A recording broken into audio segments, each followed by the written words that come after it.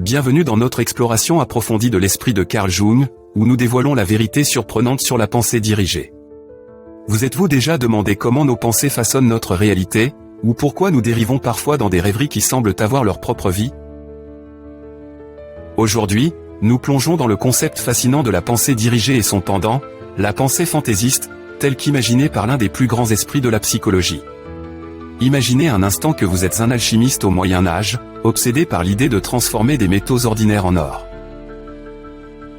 Votre intérêt ne réside pas seulement dans la transformation physique, mais dans la maîtrise de la nature elle-même. Mais que diriez-vous si je vous disais que le véritable secret de cette maîtrise ne se trouve pas dans les éléments, mais dans l'esprit?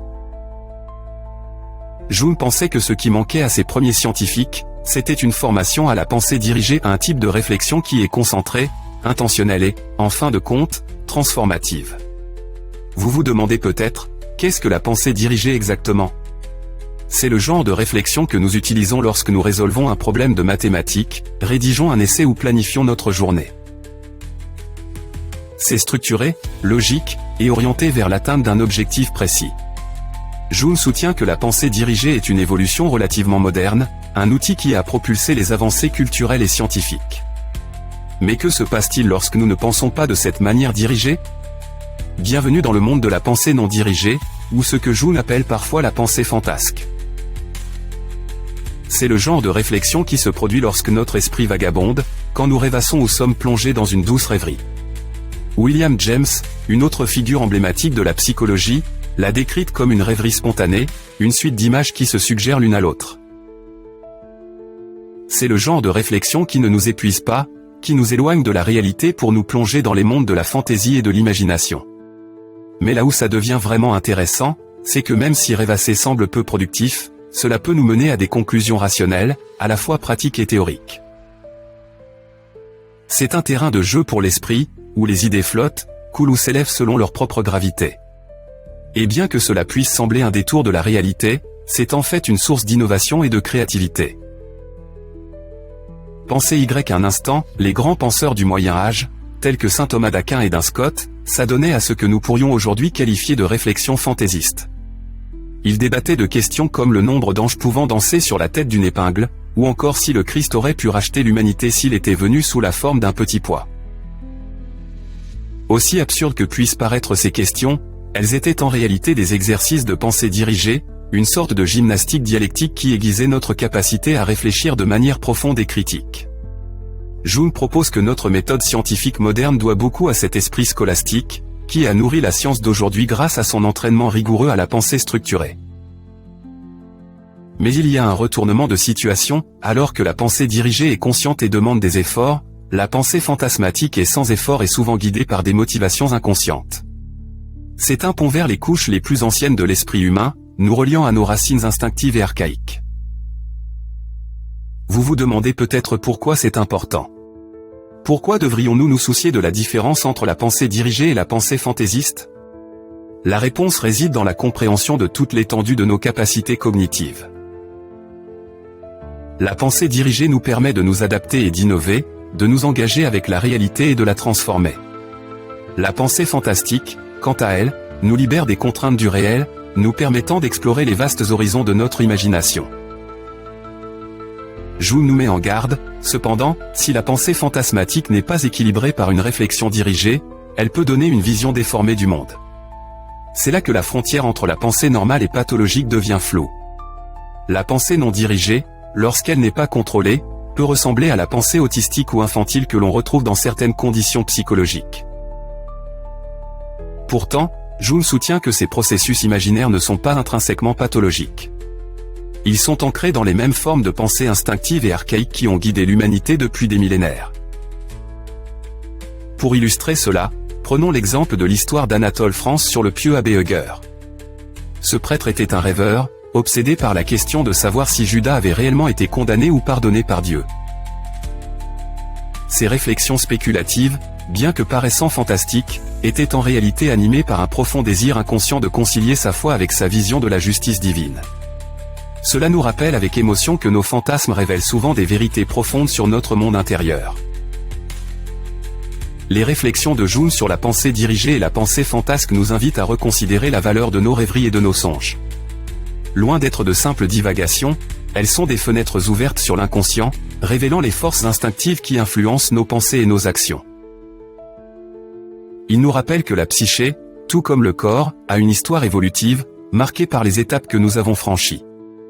Alors, la prochaine fois que vous vous perdez dans vos pensées, que vous vous laissez emporter par un rêve éveillé, ou que vous réfléchissez à ce qui semble absurde, souvenez-vous que vous puisez dans une riche tradition de la pensée humaine. Vous faites appel aux mêmes processus mentaux qui ont alimenté l'évolution culturelle, les découvertes scientifiques et les révélations personnelles. Que vous soyez en train de résoudre un problème complexe ou simplement de laisser votre esprit vagabonder, vous participez à la grande tapisserie de la cognition humaine. En conclusion, plonger dans l'esprit de Carl Jung nous dévoile une vérité profonde sur la nature de la pensée. La pensée dirigée et la pensée imaginative sont les deux faces d'une même médaille, chacune jouant un rôle essentiel dans notre compréhension du monde. En embrassant les deux, nous pouvons exploiter tout le potentiel de notre esprit, ouvrant ainsi de nouveaux horizons de créativité, d'intuition et de transformation. En approfondissant l'exploration de la psyché par Jung, nous découvrons l'interaction profonde entre ces deux modes de pensée dirigés et fantaisistes et leurs implications pour notre expérience vécue. Jung nous invite à considérer ces processus cognitifs non pas comme des forces opposées, mais comme des aspects complémentaires de notre paysage mental, chacun apportant sa contribution unique à notre développement et à notre compréhension de soi. La pensée dirigée, avec sa nature structurée et orientée vers un objectif, ressemble à un artisan discipliné qui façonne méticuleusement des matières premières pour en faire un chef-d'œuvre. C'est le domaine de la réflexion consciente et de la logique, où l'esprit concentre ses énergies pour transformer le chaos en ordre. Cette façon de penser est essentielle dans notre quotidien, elle nous permet de gérer des tâches complexes, de résoudre des problèmes et d'obtenir des résultats concrets. C'est l'architecte de la civilisation, posant les bases de l'innovation technologique et de la recherche scientifique. Cependant, la pensée dirigée à elle seule ne peut pas suffire à résoudre les innombrables complexités de l'existence humaine. Bienvenue dans le monde de la pensée fantastique, un univers où les frontières de la réalité s'estompent et où l'imagination règne en maître. Ici, l'esprit vagabonde librement, libéré des contraintes de la logique et de la linéarité. C'est le royaume des artistes, des poètes et des rêveurs, où l'inspiration jaillit et la créativité s'épanouit. Dans l'imaginaire, nous découvrons les germes de l'innovation, les étincelles de génie qui déclenchent des révolutions dans la pensée et l'art. Jung avait compris que ces deux modes de pensée sont profondément liés, s'enrichissant mutuellement dans une danse dynamique. La pensée dirigée offre la structure sur laquelle la pensée fantasque peut s'appuyer, apportant cohérence et organisation aux envolées de l'imagination.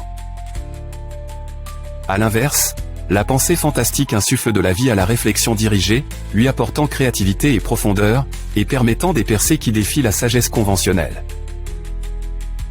Considérez le processus de la découverte scientifique. Souvent, tout commence par un instant de rêverie, une intuition soudaine ou une idée visionnaire qui défie les lois connues de la nature. Cette étincelle de créativité passe ensuite par le prisme rigoureux de la pensée dirigée, où les hypothèses sont mises à l'épreuve, les expériences menées et les théories affinées. C'est dans cette synergie que le véritable pouvoir de la cognition humaine se déploie, menant à des avancées qui transforment notre compréhension de l'univers.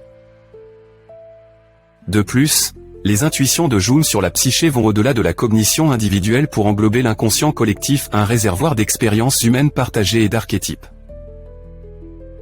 Ici, l'imaginaire joue un rôle essentiel pour accéder à ces symboles et récits profondément ancrés qui résonnent à travers les cultures et les époques.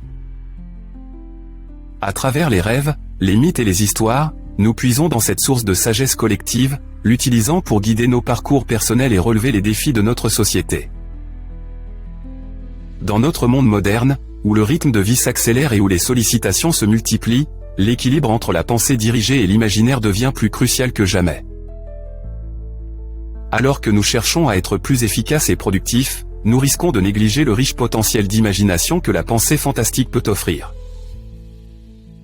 Le travail de Jung nous rappelle que la santé de notre psyché repose sur l'entretien de ces deux modes cognitifs, qui doivent se nourrir mutuellement pour s'enrichir l'un l'autre. Pour cultiver cet équilibre, nous pourrions nous tourner vers des pratiques qui valorisent à la fois la pensée dirigée et l'imagination. La pleine conscience et la méditation peuvent nous aider à recentrer nos pensées, favorisant ainsi la clarté et la concentration. En parallèle, se lancer dans des activités créatives comme l'écriture, la peinture, ou simplement rêvasser peut ouvrir les portes de notre potentiel imaginatif, nous incitant à explorer et à jouer.